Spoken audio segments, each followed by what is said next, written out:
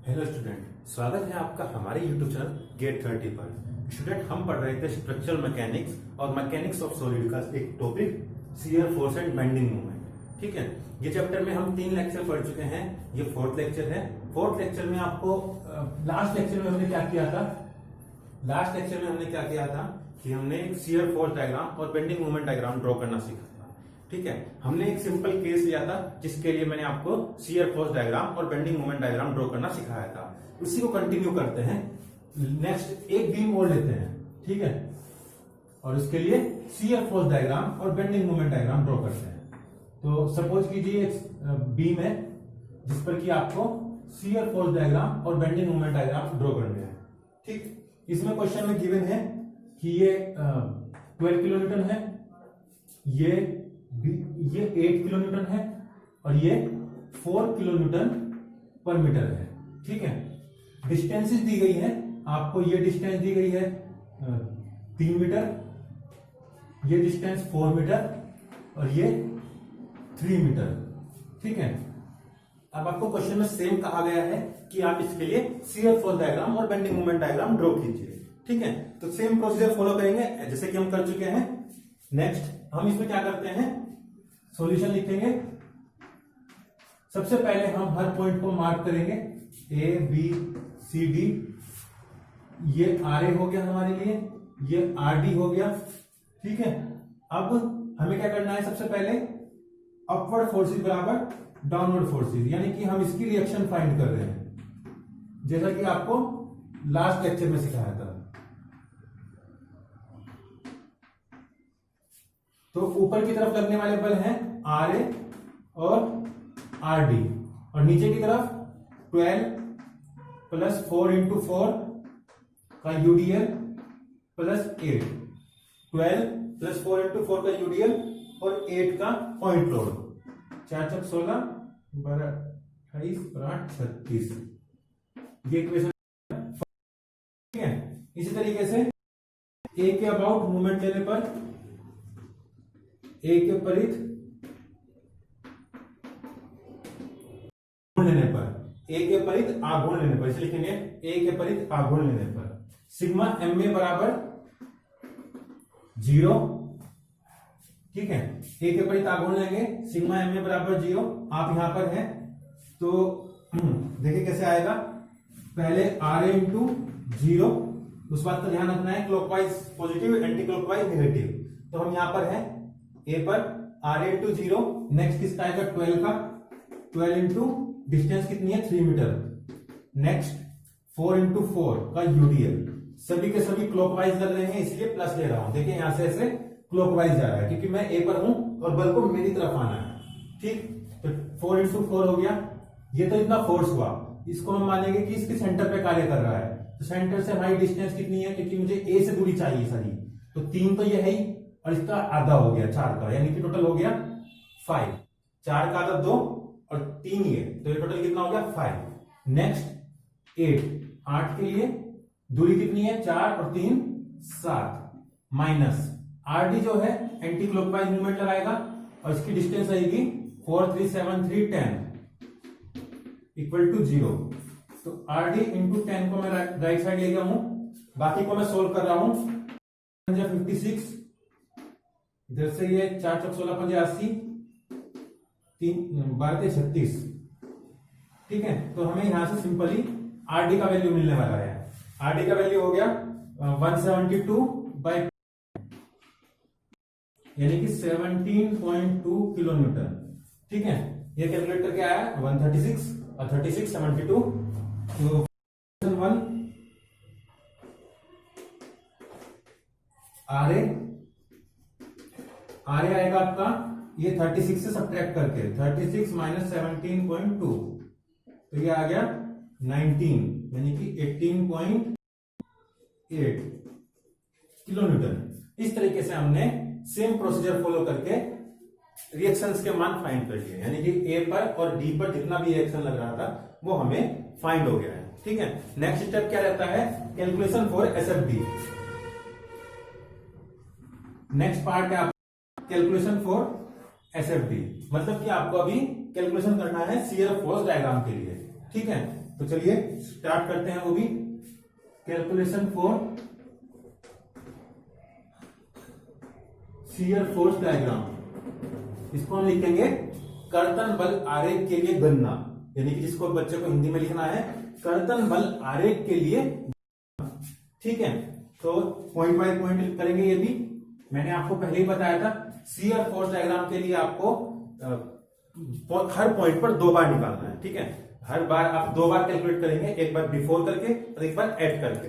ठीक है, तो shear force before A,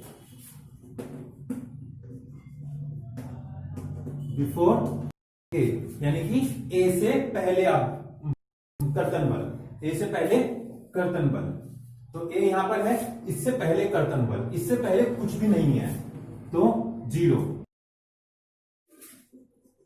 shear force eight ए यानी कि ए पर कर्तन बल, ए पर मैंने आपको बताया था कि ए तक का लेना है, तो यानी कि ए पर हम लेंगे माइनस के 18.8 किलो न्यूटन। ये चीज मैं आपको बता चुका हूं कि आप जब शियर फोर्स कैलकुलेट करेंगे तो ऊपर की तरफ लगने वाले बल को निगेटिव और नीचे की तरफ लगने वाले बल को पॉजिटिव काउंट करेंगे। तो चूंकि यहां पर कर्तन बल का मान ऊपर की तरफ है तो इसीलिए इसको नेगेटिव लिया है। ये कितना आया था 18.8 किलो न्यूटन और ये आया है आपके लिए 17.2। इसको मैंने लिख लिया ताकि आसानी रहे आगे कैलकुलेशन में। शियर फोर्स बिफोर ए हो गया, एट ए हो गया। इसी तरह simply shear force before B, है ना, सीक्वेंस में है, बी से पहले केवल यही एक कर्तन बल है 18.8 का, तो माइनस के 18.8 kilo newton. Shear force at B का मतलब है बी तक, बी पर होता है तो बी तक लेना है हमें, तो बी तक में 18.8 भी आएगा और 12 भी आएगा, दोनों को काउंट करेंगे 18.8 और 12 को प्लस इसलिए लिया गया है क्योंकि ये नीचे की तरफ है, अपवर्ड नेगेटिव डाउनवर्ड पॉजिटिव, ऊपर की तरफ नेगेटिव और नीचे की तरफ पॉजिटिव, तो ये आ गया माइनस के 6.8 किलो न्यूटन। सिंपली इसी तरीके से नेक्स्ट पॉइंट के लिए चलेंगे, शियर फोर्स बिफोर सी, सी से पहले तो सी से पहले देखिए, अब की बार थोड़ा नोटिस करना चेंज हो रहा है। सी से पहले, सी ये रहा, इससे पहले ये 18 भी आएगा, 12 भी आएगा और ये यूडीएल भी आएगा। यूडीएल है इस क्वेश्चन में, तो आपको ध्यान देना होगा कि यहां पर ये यूडीएल भी काउंट होगा। ये बिफोर डेफिनेशन क्या कहती है, बिफोर सी से पहले, तो सी से पहले मेरे को ये भी दिख रहा है, ये भी दिख रहा है और आर भी दिख रहा है, तो मैं तीनों को काउंट करूंगा, माइनस के 18.8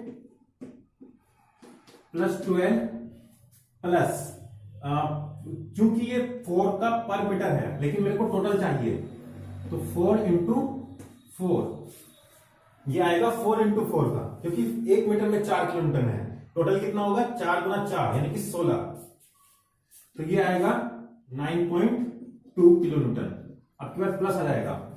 ठीक, next shear force at C, shear force at C यानी कि सी तक के लिए, सी तक में देखिए आपको आर ए भी कंसिडर करना है, 12 भी करना है, पूरा यूडीएल भी करना है और ये 8 और ऐड हो जाएगा। ठीक है, तो सी तक की लाइन लिखने के लिए माइनस के 18.8 प्लस 12 प्लस 4 इंटू 4 और प्लस 8, तो टोटल हो जाएगा 17.2 किलो न्यूटन। ठीक है, यहां तक हमने कर लिया है सी पॉइंट तक के लिए। नेक्स्ट लास्ट पॉइंट है हमारा D point, shear force before D, D से पहले देखिए डी ये रहा, इससे पहले सारी बी में आर ए भी आएगा, 12 भी आएगा, 4/4 भी आएगा और 8 भी आएगा।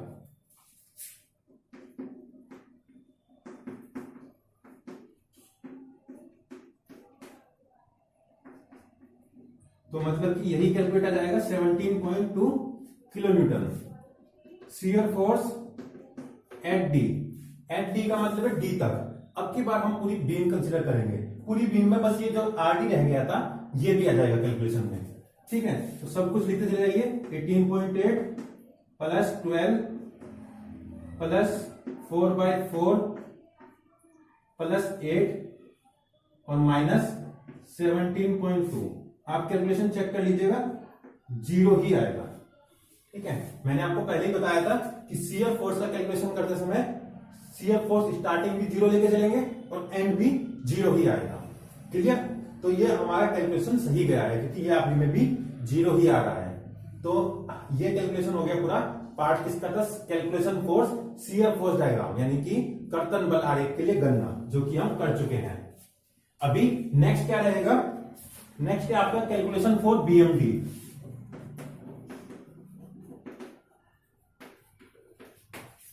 अब आप नमन घूर्ण आरेख के लिए गणना करोगे। किसके लिए? नमन घूर्ण आरेख के लिए गणना। इसकी लाइन बनेगी नमन घूर्ण आरेख के लिए गणना। ठीक है, तो उसको भी सेम प्रोसीजर में फॉलो करना है। मैंने आपको बताया था नमन घूर्ण आरेख में आप केवल एक पॉइंट पर एक ही बार काउंट करोगे। ठीक है। अच्छा बच्चों, यहां पर एक यूडीएल का थोड़ा क्वेश्चन बीच में चेंज हुआ था, इससे कंफ्यूज मत होना। आपको बस 2-3 चीजें याद रखनी है कि कोई पॉइंट लोड है उसको कैसे ट्रीट करना है, यूडीएल है उसको कैसे ट्रीट करना है, और आगे क्वेश्चंस में आपके यूवीएल भी आएगा, तो यूवीएल को कैसे ट्रीट करना है। तीनों का अलग मेथड है, शियर फोर्स के लिए अलग और बेंडिंग मोमेंट के लिए अलग। ठीक है, तो आपको ध्यान रखना है कहां पर डिस्टेंस का मल्टीप्लाई करना है, कहां पर नहीं। ठीक है, चलिए इस बात को आप ध्यान देते चलेंगे तो आपका क्वेश्चन कभी भी गलत नहीं होगा। ठीक, चलिए सबसे पहले calculation for BM. First point, bending moment at A. देखिए ए के परित आघूर्ण, ए ये रहा, ए के मैंने आपको कहा है लेफ्ट साइड देखना, लेफ्ट साइड तो कुछ है ही नहीं, तो मतलब कि आघूर्ण 0 आएगा, कोई फोर्स ही नहीं है, तो मूवमेंट कहां से आएगा। ठीक है, इसी तरीके से bending movement at B, bending movement at B, तो बेंडिंग बी पे आ जाओ। बी पर आप देखो कि केवल हमको ये आर ए का फोर्स दिखाई दे रहा है, और अगर मैं बी पर हूं तो ये किस तरीके से आएगा? क्लॉकवाइज। क्लॉकवाइज के लिए प्लस, और आघूर्ण हो गया 18.8 मल्टीप्लाई बाय 3, तो टोटल आएगा ये 456 kilo newton metre. Third, bending movement at C. देखिए बी पे मेरे को और कुछ नहीं दिख रहा था, केवल ये आर ए दिख रहा था, तो मैंने इसका मूवमेंट ले लिया। 12 का ले सकता था, लेकिन 12 के लिए क्या दिक्कत है कि इसका डिस्टेंस 0 है, हम भी बी पर है, 12 भी बी पर है, तो डिस्टेंस कितना रहेगा दोनों के बीच में? 0। तो 0 से मल्टीप्लाई करके लिखना बेनिफिशियल नहीं है, इसलिए मैंने नहीं लिखा। तरीके से नेक्स्ट सी के लिए यहां पर आ जाइए सी पर, तो 18.8 मल्टीप्लाई बाय डिस्टेंस कितना रहेगा 3 और 4 का, यानी कि 7। अभी मैं सी पर हूं और आघूर्ण ले रहा हूं, सबको ले रहा हूं एक एक करके, तो 18.8 का जब मैं लूंगा कितनी दूरी पर है? 3 और 4, 7 की डिस्टेंस पर, 7 मीटर। डायरेक्शन क्लॉकवाइज है।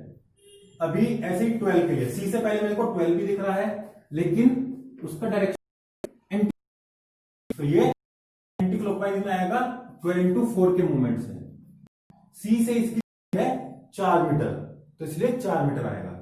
नेक्स्ट यूडीएल भी है। देखिए सी से पहले में मेरे को यूडीएल दिख रहा है, ठीक है, तो यूडीएल को भी काउंट करना पड़ेगा।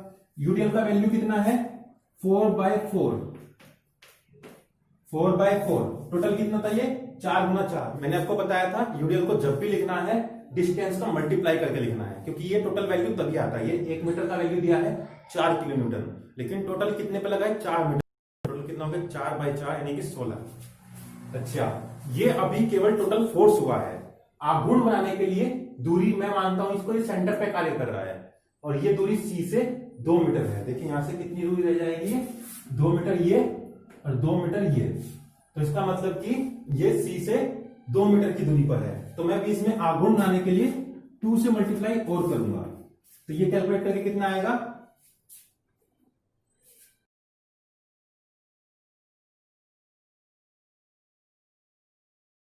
$48, 32। ठीक, तो ये आ गया 51.6। 4th। अब हमें लेना है बस last point, bending movement eight D. D के लिए सेम प्रोसीजर फॉलो करेंगे। डी पर आप घूम निकाल रहे हैं तो आर से शुरू करेंगे। 18.8 इंटू डिस्टेंस कितनी रहेगी डी से, 3, 4, 7 और 3, 10, ये 10 हो गया। इस तरीके से 12 के लिए 12 जाएगा एंटी क्लॉकवाइज, इसलिए इसको माइनस लगा लेंगे। 12 इंटू डिस्टेंस कितनी है, सारी डिस्टेंसेस डी से ली जाएंगी क्योंकि हम डी के परित आघूर्ण ले रहे हैं। तो 4 और 3 7।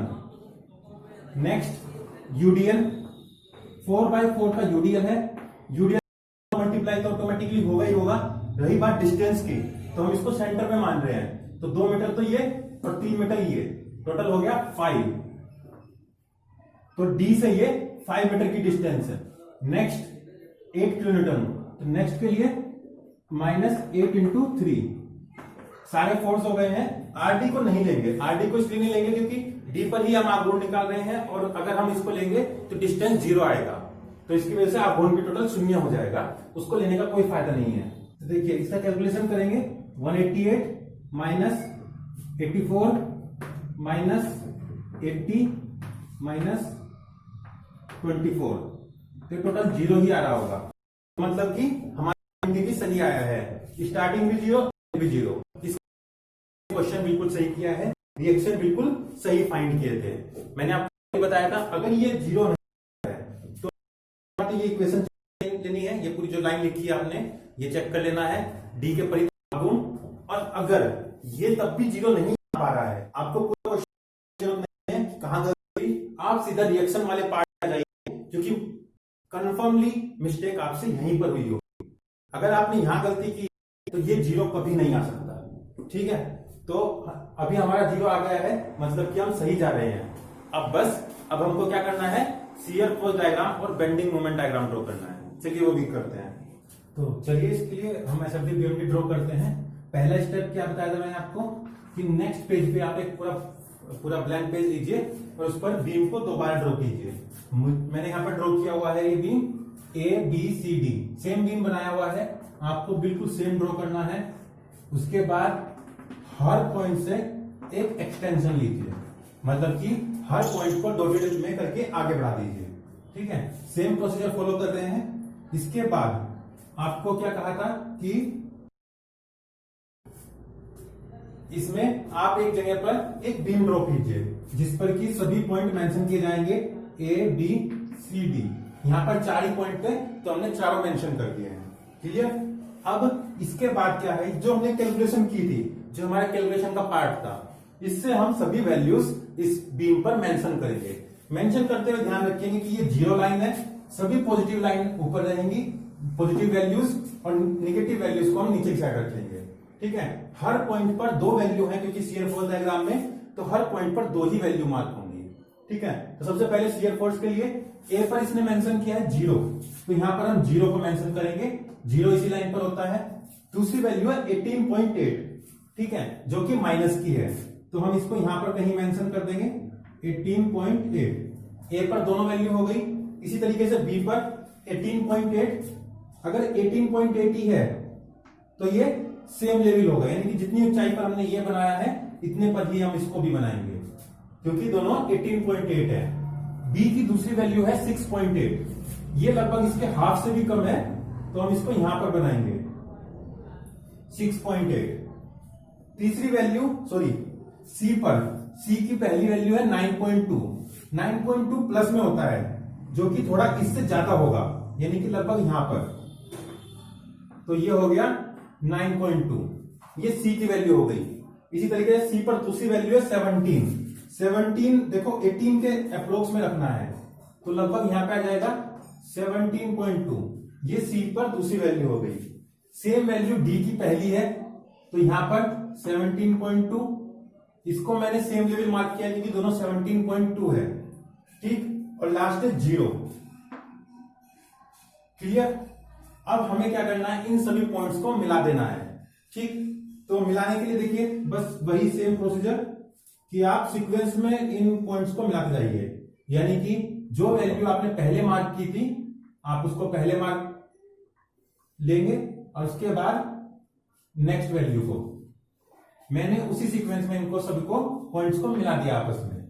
तो ये ऊपर का पोर्शन प्लस में रहेगा, ये प्लस की एसएफडी है और ये नेगेटिव यानी कि माइनस की एसएफडी है। ये हमारे लिए पूरा टोटल एसएफडी तैयार हो गया। ठीक, नेक्स्ट इसी तरीके से हम बीएमडी भी ड्रॉ कर सकते हैं। बीएमडी के लिए सेम प्रोसीजर, एक बीम बनाया रफली और उसमें चारों पॉइंट मेंशन कर दिए ए बी सी डी। अब हमें क्या करना है, चारों वैल्यू जो कि ए और बी सी डी पर हमने कैलकुलेट की थी इनको बीम पर मेंशन करना है। तो पहली वैल्यू थी 0, तो 0 यहां पे आ जाएगा। अगली वैल्यू है 56, तो 56 यहां कहीं आ जाएगा। अंदाजे से लेना है, आपको कोई मेजर नहीं करना है, कोई स्केल नहीं मानना है, आपको इसमें अंदाजे से थोड़ा सा हाइट ले लेनी है। ठीक है, अगली वैल्यू 51.6 है। 51.6 थोड़ा कम होगा इससे, तो हम इसको यहां पे लिख देंगे 51.6 और ये लास्ट 0, यानी कि हमने चारों वैल्यू मेंशन कर दी है, ए पर, बी पर, सी और डी पर। ए पर 0 था, बी पर 56.4 था, सी पर 51.6 और डी पर अगेन 0। तो चारों वैल्यू मेंशन हो गई। अब इनको मिलाते हुए हमें रुकना पड़ेगा। ठीक है, अब मिलाने का इसमें थोड़ा सा रूल चेंज है। आपको ये छोटे स्क्रीन पर दिख रहा होगा कि अगर हम कोई एसएफडी बीएमडी ड्रॉ करते हैं, चाहे वो पॉइंट लोड के लिए है, चाहे यूडीएल के लिए है, चाहे यूवीएल के लिए, तो उसमें हमें कुछ बातें ध्यान रखनी होती है। जैसे कि अगर एसएफडी आप पॉइंट लोड के लिए ड्रॉ कर रहे हो तो वो हॉरिजॉन्टल रहती है, क्षैतिज रहती है। ठीक है, और अगर बीएमडी ड्रॉ कर रहे हो तो वो एक इंक्लाइन लाइन होती है, सरल रेखा, स्ट्रेट लाइन भी बोल सकते हो आप। ठीक है, तो ये चीज आप पिछले न्यूमेरिकल में देख चुके हैं। जो मैंने आपको लास्ट क्वेश्चन दिखाया था, कराया था, उसमें एसएफडी हर जगह पर क्षैतिज थी, आपने याद हो बॉक्स जैसे बनी थी। तो क्योंकि वहां पर केवल पॉइंट लोड लगे हुए थे, और बीएमडी आपको याद हो वहां पर केवल स्ट्रेट लाइन का यूज किया गया था। ठीक है, इसी प्रकार यूडीएल के लिए जब कोई भी बीम पर आपको यूडीएल दिया गया हो तो यूडीएल के केस में आपको हमेशा जो शियर फोर्स डायग्राम है वो इंक्लाइन लाइन बनेगा और जो बेंडिंग मोमेंट डायग्राम है वो पैराबोलिक बनेगा, परवलयकार। ठीक है, परवलयकार का मतलब होता है कर्व शेप लेना, आपको धनुष आकृति में आप उसको थोड़ा सा वेरी करा के ले सकते हैं। तीसरी चीज, अगर आपको यूवीएल है, यूवीएल के क्वेश्चन भी मैं आपको आगे के सेक्शंस में कराऊंगा, तो यूवीएल में शियर फोर्स डायग्राम हमेशा पैराबोलिक रहता है और बेंडिंग मोमेंट डायग्राम क्यूबिक रहता है। ठीक है, क्यूबिक। तो इस प्रकार अब हमें देखो यहां पर एक बार मैच कर लेते हैं। यहां पर 2 पॉइंट्स के बीच में शियर फोर्स डायग्राम था, सॉरी शियर फोर्स डायग्राम बना रहे हैं और यहाँ 2 पॉइंट के बीच में पॉइंट लोड है, तो क्या क्या आना चाहिए, हॉरिजॉन्टल लाइन जो कि आई है। इन 2 पॉइंट के बीच में यहाँ पर क्या है, यूडीएल। तो शियर फोर्स डायग्राम के अंदर हमें क्या होना चाहिए था, इंक्लाइन लाइन, वो भी यहाँ पर सही है। और यहाँ पर सेम अगेन पॉइंट लोड है, तो यहाँ पर एसएफडी में हॉरिजॉन्टल लाइन। इसी प्रकार बीएमडी के लिए आ जाओ, 2 पॉइंट लोड के बीच में अगर बीएमडी ड्रॉ कर रहे हो तो वहां पर उसे किस लाइन से मिलाते हैं, इंक्लाइन लाइन। आप टेबल में देख सकते हैं, जब पॉइंट लोड के लिए बीएमडी को मिलाते हैं तो इंक्लाइन लाइन। सेम प्रोसीजर यहां भी फॉलो होगा क्योंकि यहां भी दोनों में पॉइंट लोड है। अब बात आई यहां पर देखिए ये यूडीएल है और हम क्या ड्रॉ कर रहे हैं, बीएमडी। तो टेबल में मैचिंग कहां बैठ रही है, यूडीएल और बीएमडी। तो कुल मिलाकर ये पैराबोलिक आएगा। ठीक है, पैराबोलिक को यानी कि हम इसको कर्व शेप में मिला सकते हैं। अभी हमें यहां पर एक चीज और देखने की जरूरत है कि इस जगह पर आप अगर शियर फोर्स डायग्राम में आ जाए तो यहां पर शियर फोर्स की लाइन इस बीम को कट करते हुए जा रही है। ठीक है, इस यहां पर शियर फोर्स का मान 0 है क्योंकि मैंने आपको बताया था यहां पर इस लाइन पे सब कुछ 0 है, ऊपर की साइड प्लस की वैल्यू, नीचे की साइड माइनस की वैल्यू, लेकिन यहां पर 0।